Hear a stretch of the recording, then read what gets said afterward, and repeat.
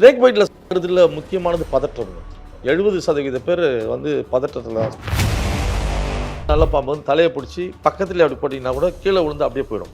Cobra மட்டும் இங்கேருந்து இப்படியெல்லாம் கடிக்காது, அந்த 1 feet போய் தான் அடிக்கும். அது மாதிரி அதுக்கு இவ்வளோ தான் vision.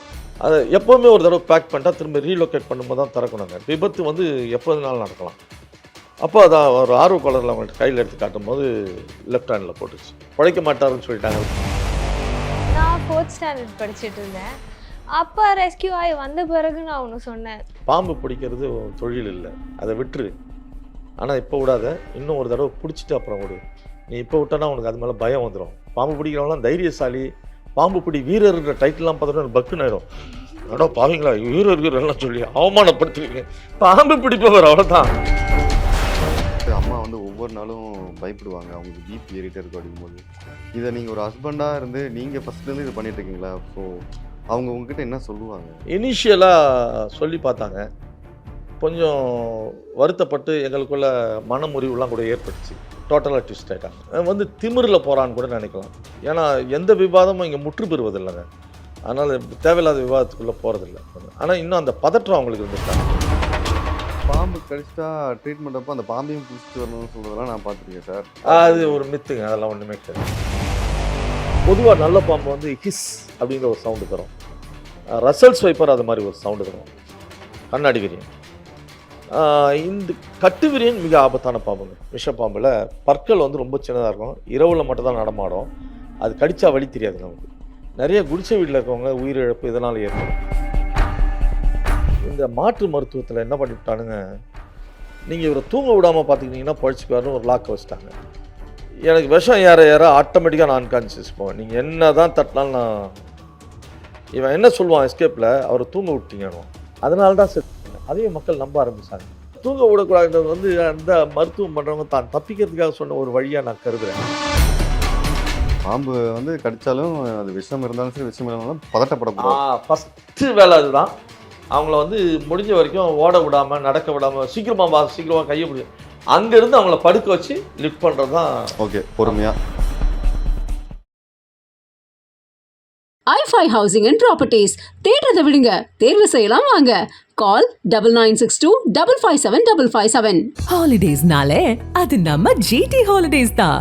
GT Holidays, South India's #1 travel brand. ஜெயச்சந்திரனின் அடடா ஆடி ஆஃபர் 5% முதல் 70% வரை டிஸ்கவுண்ட். இப்போ அவங்ககிட்ட பேசும்போது அம்மா வந்து ஒவ்வொரு நாளும் பயப்படுவாங்க, அவங்களுக்கு பிபி ஏறிட்டே இருக்கும் அப்படிங்கும்போது. இதை நீங்கள் ஒரு ஹஸ்பண்டாக இருந்து நீங்கள் ஃபஸ்ட்லேருந்து இது பண்ணிட்டு இருக்கீங்களா? ஸோ அவங்க உங்ககிட்ட என்ன சொல்லுவாங்க? இனிஷியலாக சொல்லி பார்த்தாங்க.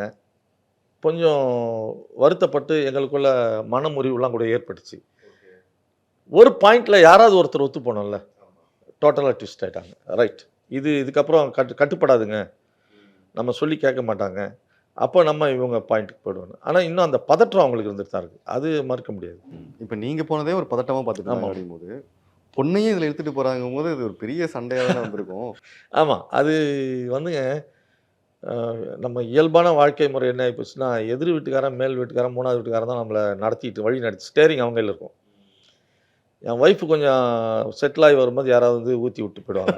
என்ன சொல்லுவாங்க? இல்லை ஏங்க பொண்ணு MBA ஹெல்த் மேனேஜ்மெண்ட் படிச்சிருக்கா, ஒரு நல்ல வேலைக்கு அனுப்புறதை விட்டு இந்தால் பின்னால் பாம்பு பிடிச்சி சுற்றினுது அப்படின்னா, இப்போ அது மனுக்கு என்ன அதில் பிரச்சனைன்றது தெரியாது.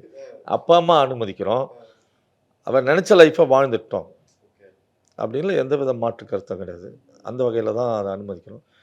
அதான் நம்ம வீட்டு ஸ்டேரிங் 10 வீட்டுக்காரங்கிட்ட இருக்கோம்ல, அவன் வண்டி திருப்பான், அது லெஃப்ட் ரைட்லாம் அது போயிட்டுருக்கோம். நம்ம ஏன் வீட்டில் போய் கோவப்படுறோன்னா, ஒய்ஃபுக்கு தெரிஞ்சிருக்கா நம்மளை யாரை திருப்பி விட்ருப்போம் வண்டி ஸ்டேரிங் எங்கேயாவது. அந்த மாதிரி நாங்கள் 3 பேரும் ஒரு அண்டர்ஸ்டாண்டிங் வந்து. இப்போ எப்படி பல பக்கம் திருப்பி விட்டாலும் நீங்கள் என்ன புரிய வைப்பீங்க அவங்கக்கிட்ட இந்த மாதிரி இது பண்ணுறது அப்படிங்கிறது? சில நேரம் நாங்கள் விரும்பின வாழ்க்கையை நாங்கள் வாழ்ந்துட்டுருக்கோம்னு சொல்லிவிடுவோம். சில நேரம் சொல்கிறதே அதில் கிராஸ் பண்ணி போயிடும். வந்து திமிரில் போகிறான்னு கூட நினைக்கலாம். ஏன்னா எந்த விவாதமும் இங்கே முற்று பெறுவதில்லைங்க. அதனால் தேவையில்லாத விவாதத்துக்குள்ளே போகிறதில்ல.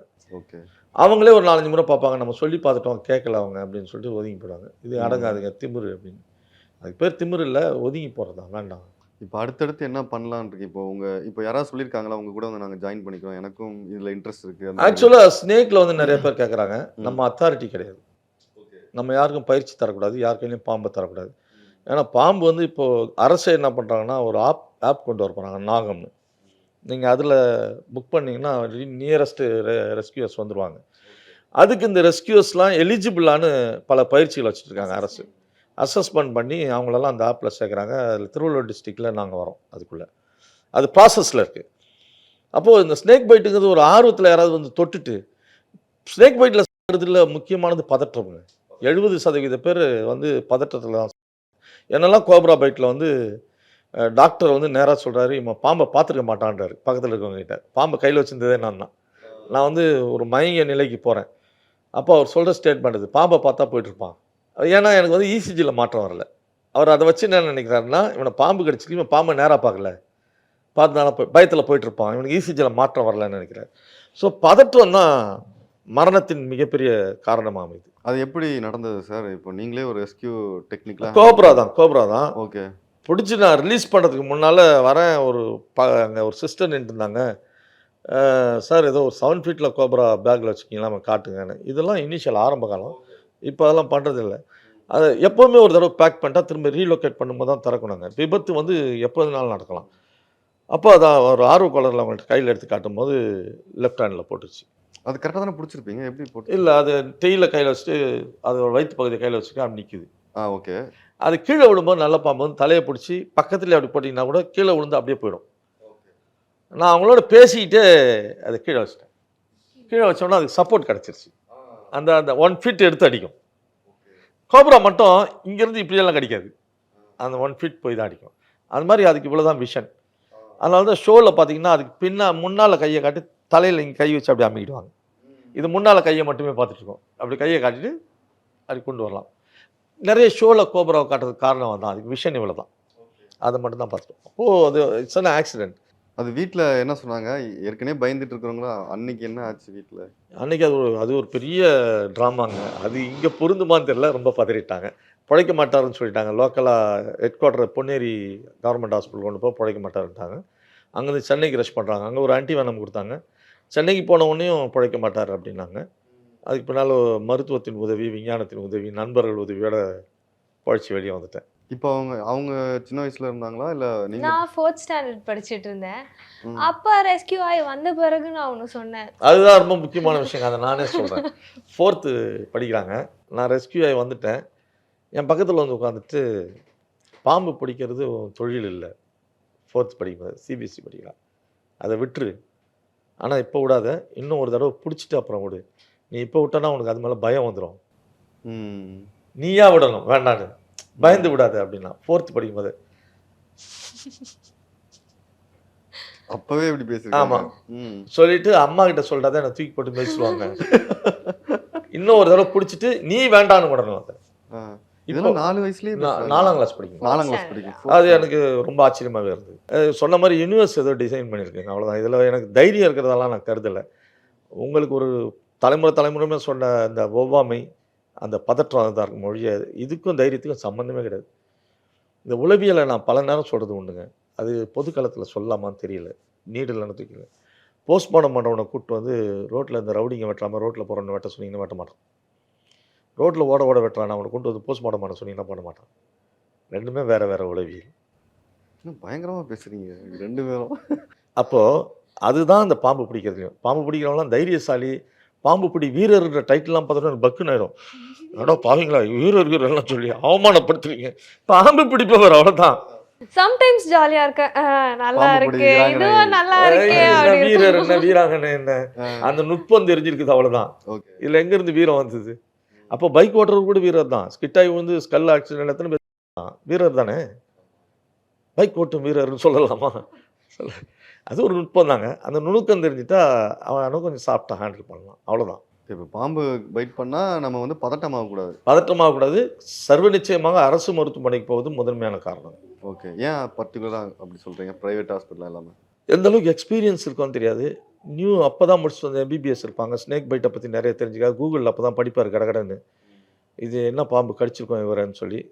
அப்புறம் போதுமான ஸ்டாஃப் இல்லாமல் இருப்பாங்க, மெச்சூர் ஸ்டாஃப் இல்லாமல் இருப்பாங்க. கவர்மெண்ட் ஹாஸ்பிட்டலில் பல ஸ்னேக் பைட்டை பார்த்துருப்பாங்க. பேஷண்ட் உள்ளே வரும்போது பிஃபோர் லேப் டெஸ்ட்டுக்கு முன்னாலே முடிவு பண்ணிவிடுவாங்க இவர் இந்த கண்டிஷனில் இருக்காருன்னு. ஏன்னா நிறைய பாம்பு கடியில் மாற்றவங்க கூலி தொழிலாளியும் விவசாயம் தான். அவங்க அரசு மருத்துவமனைக்கு தான் போவாங்க. அப்போ நம்பர் ஆஃப் பேஷண்ட் வந்து அங்கே தான் அதிகமாக பார்த்துருப்பாங்க. நம்ம போன உடனே அசஸ் பண்ணிவிடுவாங்க, இவர் இந்த கண்டிஷனில் இருக்கிறாரு, இந்த சிகிச்சை இவருக்கு தேவைப்படும் அப்படின்னு சொல்லி நம்ம எந்த மருத்துவரை குறைத்து மதிப்பிடலாம். அனுபவம் ஒரு முக்கியமானது இல்லை. இப்போ நீங்கள் சொன்னீங்களே சார், நீங்கள் எத்தனையோ பாம்பு பிடிச்சிருப்பீங்க, உங்கள் அனுபவத்தை சொல்லுங்கன்னு. அதுபோல் அனுபவம் அங்கே அவசியம். அது இப்போ இந்த மாதிரி பாம்பு கடிச்சிட்டா ட்ரீட்மெண்ட் அப்போ அந்த பாம்பையும் பிடிச்சிட்டு வரணும்னு சொல்றதெல்லாம் நான் பார்த்துருக்கேன் சார். இப்ப கூட நார்த்ல யாரோ Actually, அதெல்லாம் எப்படி? அது ஒரு மித்துங்க. அதெல்லாம் ஒன்றுமே கிடையாது, ஒன்றுமே கிடையாது. காமனாக ஒரு கூட்டு மருந்து வச்சுருக்காங்க. பாம்பு கடிச்சா ஒரே மாதிரியான மெடிசன் தான், okay accept king cobra. Okay. இப்போ நீங்க பிளட் கிளாட் ஆகுதான்னு பார்ப்பாங்க, ரத்தம் உரையுதான்னு பார்ப்பாங்க. அதுதான் அடிப்படை சோதனை. ரத்தம் அந்த குறித்த நேரத்துக்குள்ளே உரையிலன்னா உடலுக்குள்ளே விஷம் இருக்குன்னு அர்த்தம். அப்போ அதுக்கான அந்த பாம்பு விஷம் முறிவு மருந்தை செலுத்த ஆரம்பிச்சுவாங்க, ஆன்டிவேனம்னு. மற்றபடி இந்த பாம்பை கையில் எடுத்துகிட்டு வரலாம் கிடையாது, அவ்வளோதான். சார் இப்போ நீங்க வந்து டிவியில் சீரியலில் படத்துலலாம் வந்து பார்த்து கடுப்பாகிற விஷயம் என்ன சார் இந்த பாம்பு மேட்டரில்? இல்லை, கடுப்பாகிற விஷயங்கள் வந்து இந்த பாம்பு பாலை குடிக்கிறது, அப்புறம் பாம்பு வந்து பெண் பாம்பை கொண்டுட்டு ஆண் பாம்பு வந்து பழி வாங்குறது, ஒரு பாம்பு அடித்த உடனே நிறையா பாம்பு வரணுன்றது, இப்படி எத்தனையோ கதையை சொல்லி வச்சு. அப்புறம் நாகம் மணி கக்கும், அது வந்து நைட்டில் அதை கக்கிட்டு அந்த வெளிச்சத்தில் தேடும் அப்படின்னு. அப்படி இருந்தால் அந்த சோகால்டு இந்த பழங்குடிகள் பாம்பை பிடிச்சே வாழ்ந்தாங்கல்ல ஒரு குரூப், அவங்களாம் இன்றைக்கி பெரிய கோடீஸ்வரனாக இருக்கும். அதுக்கெல்லாம் வாய்ப்பே இல்லை. ரெண்டாவது, அனிமல் பிளானெட்டு, நேஷனல் ஜியோகிராஃபின்னு நிறையா வந்துருச்சு. அவங்க பார்க்காத அனகோண்டா இல்லை, கிங் கோப்ரா இல்லை, வேர்ல்டின் மிகப்பெரிய பாம்பெல்லாம் பார்த்துட்டாங்க. அது கூடவே ட்ராவல் ஆகுறாங்க. அவங்களாம் இதை எத்தையோ இப்போ ஸ்டோரி பண்ணியிருப்பாங்க. அப்படிலாம் ஒன்று கிடையவே கிடையாது. அது மித்தாவே நிறையா கொண்டு வருது. அதை பார்க்கும்போது வருத்தமாக இருக்கும்.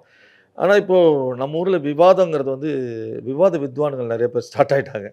நீங்கள் இதை பற்றி இதெல்லாம் பேச ஆரம்பிச்சிங்கன்னா உடனே ஒரு தவறான கருத்தை பதிவிடுவாங்க, இல்லை திட்ட ஆரம்பிப்பாங்க. இப்போ ட்ரீட்மெண்ட்டுமே தவறான கருத்து. இப்போ நீங்கள் இது பாம்பு பால் குடிக்கிறது, நாகமணி, இதுவுமே ஒரு பக்கம் தான். ட்ரீட்மெண்ட்டே தப்பாக தானே காமிக்கிறாங்க. கையை கட்டுறது, கையை கட் பண்ணுறது, அப்புறம் அவரை தூங்க விடாமல் வச்சுக்கணுன்றது, அதுவே ஒரு பெரிய ட்ராமா சார். அது எப்படி சொல்கிறதுன்னு எனக்கு தெரியல. இந்த மாற்று மருத்துவத்தில் என்ன பண்ணிவிட்டானுங்க, நீங்கள் இவரை தூங்க விடாமல் பார்த்துக்கிட்டிங்கன்னா பழிச்சுக்குவாருன்னு ஒரு லாக்கை வச்சுட்டாங்க.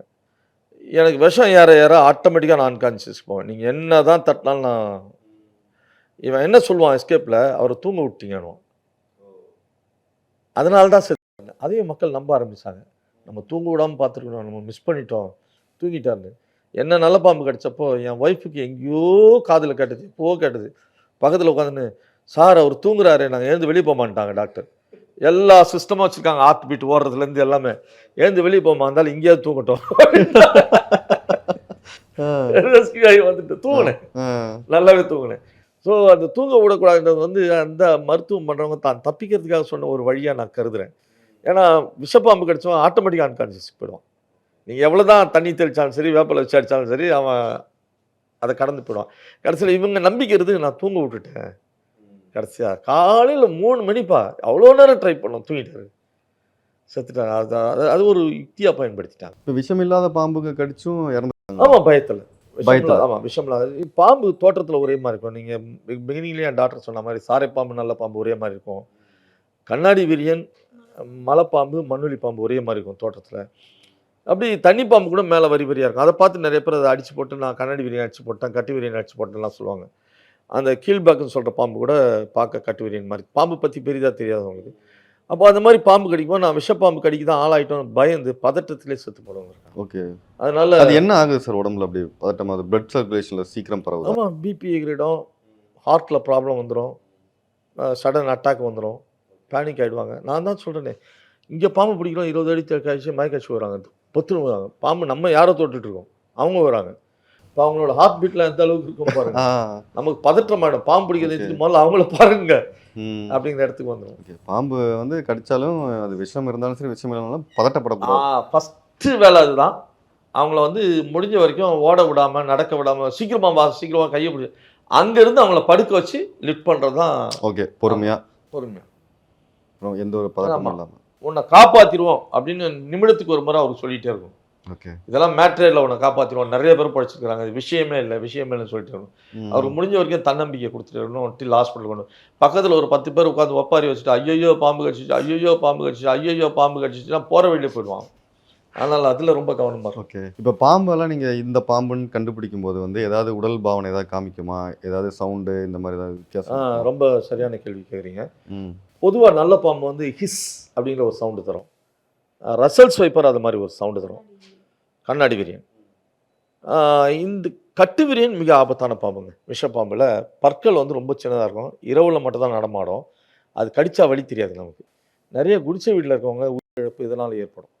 இது உள்ளே போய் அந்த பெட்ஷீட்டுக்குள்ளே பூந்துடும், கடிக்கும் போது வலியே தெரியாது. நமக்கு ஏதோ கொசு கடிக்குதுன்னு நினச்சி தட்டி விட்டு திரும்பி படுப்போம், அங்கேயும் கடிக்கும்.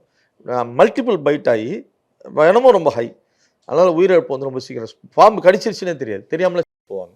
எல்லா பாம்புக்குமே ஒரு 6 மணி நேரம் தான் கணக்கா, இல்லை இந்த மாதிரி பாம்புங்க? இல்லை, எனக்கு இது சரியா இன்னும் அளவிட்டு சொல்ல முடியல.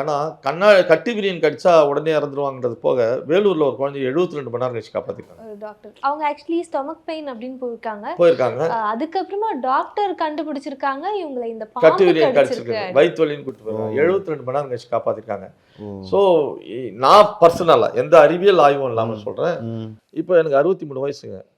பாம்பு கடிச்சு நான் சடனாக எனக்கு உள்ளே ஏற்கனவே ஸ்பேர்ஸ் ஏதாவது போயிருந்தாலும் போயிருக்கலாம், சுகர் இருக்கலாம், லிவர் ஃபங்க்ஷனில் ஏதாவது ப்ராப்ளம் இருக்கலாம், அந்த மாதிரி இருந்து என்னோட அடுத்த 1/2 மணி நேரத்தில் நடந்திருக்கலாம், இல்லை அடுத்த 20 நிமிஷத்தில் நடந்திருக்கலாம்.